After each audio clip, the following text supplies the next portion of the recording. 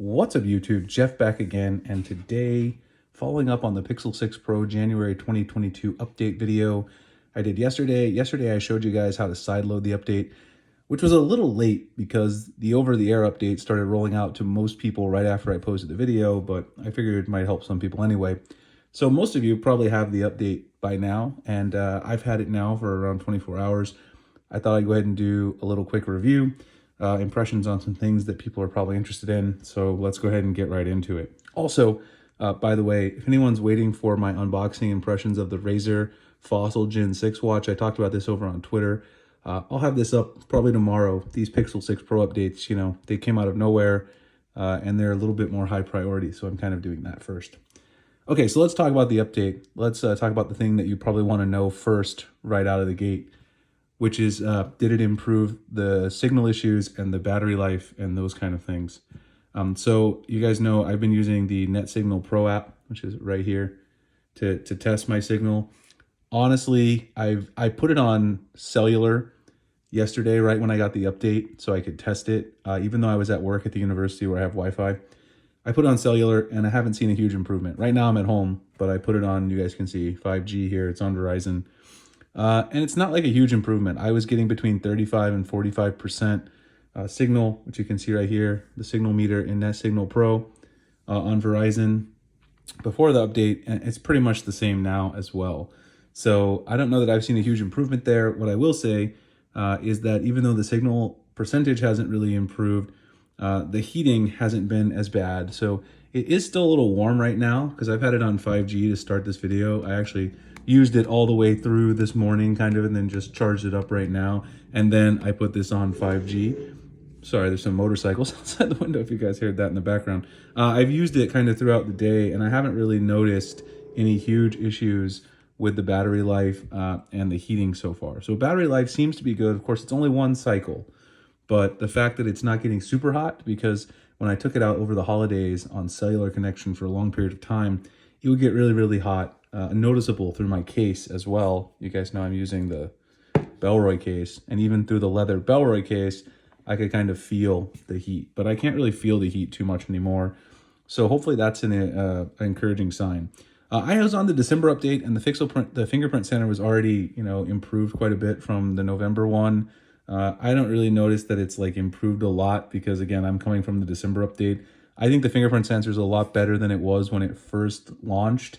I thought the Fingerprint Sensor was pretty terrible at launch, but it's good enough now that I don't really notice it. I know a lot of people give the phone a lot of crap for the Fingerprint Sensor, and I still don't think it's as good as my S21 Ultra, but it doesn't bother me in day-to-day use anymore, and I think it's good enough for me.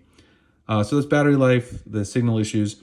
Now here's an interesting one, which is the display refresh rate. One of the things that MKBHD and quite a few other people mentioned was that one of the reasons that they didn't like the Pixel 6 Pro, or you thought was a bug, was that it would drop from 120 hertz, even if you have the smooth refresh on, pretty often. After the update, I've kind of noticed, and some other people I follow on Twitter who've got the update noticed, it seems like it's on 120 all the time. So I downloaded an app called Display Checker. It's right there. If you want to download it, you can. It's free. It has some ads. This is what it looks like. It does a lot of stuff, but you can show real-time refresh rate. That's what it's showing here in the top corner. You can see there. And if you're actively using it, it seems like it doesn't really matter what app you go into.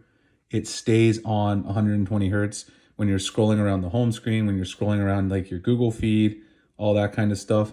It seems to stay on 120 hertz.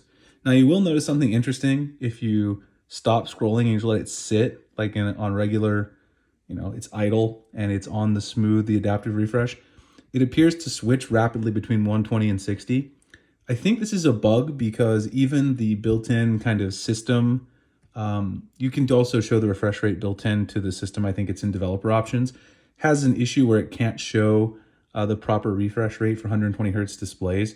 It's very interesting. I actually read this comment a couple of days ago and I was going to make a video about maybe explaining it. If people are interested, I might make a further video, but it's a very technical test that was done, not by Michel Raman, but he reported on it. It was done by Dylan Raga and also Andre. You guys know him. He's a pretty big deal in the Android community. He posted over on Reddit, and I actually have it here. I'll link it in case someone wants to read it, but I'm not going to get into this whole post here. But he tested the true ability of the Pixel 6 Pro's 10 to 120 Hz variable refresh rate, trying to see if it really can go down to 10. And what he found was that it actually can go down below 60 when you have smooth display enabled, screen idle, and normal lighting, which actually is what I have right now. So you notice that's probably why it's switching back and forth between 120 and 60 Hertz. Perhaps because it has this error where it can't read it properly. That's just a guess, but it only does that when it's idle, and it does it kind of rapidly. So I don't know if it's really truly switching or not, but I've definitely noticed it be at 120 Hertz consistently as I've been navigating around, and I kind of just did that extra test. So in terms of UI fluidity, I've definitely noticed the UI is very smooth. I didn't have a lot of problems with UI fluidity before. I had some issues with force closing apps, sometimes in Twitter and some other things. I haven't noticed that in this one day, but I mean, this is a very short amount of time to really comment on those kind of issues. The other issues that were fixed, these are the ones from the January update. The only one really specific to the Pixel 6 was the emergency call bug. I never experienced that, but I mean, I never experienced it when I had the December update or November, so I can't really comment on whether or not it's fixed. But I haven't noticed any of these other issues so far either. So it looks like Google did a pretty good job.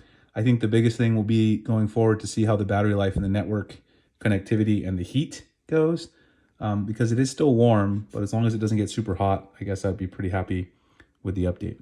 So I'm curious what you guys think. How's the update going for you? Have you noticed the 120 Hertz kind of on all the time? I've definitely noticed a difference there. I feel like I didn't really have this, indicator on all the time when I'm using my phone, but I feel like before it wasn't on all the time, the 120 Hertz. Definitely there was some dropping there. Noticeable kind of when it shouldn't is what I mean. So let me know what you guys think in terms of battery life, usability, anything like that. I know a lot of people have said they didn't have any problems before, but I'm curious what people think. If you guys want to follow me on Twitter for more comments, if you would like to see the technical kind of explainer on that analysis that was done by Andre and the others, let me know. I'll make a video. Like, comment, subscribe if you want to see future content like this. I appreciate you guys checking it out, and I'll see you in the next one. Thanks a lot for watching.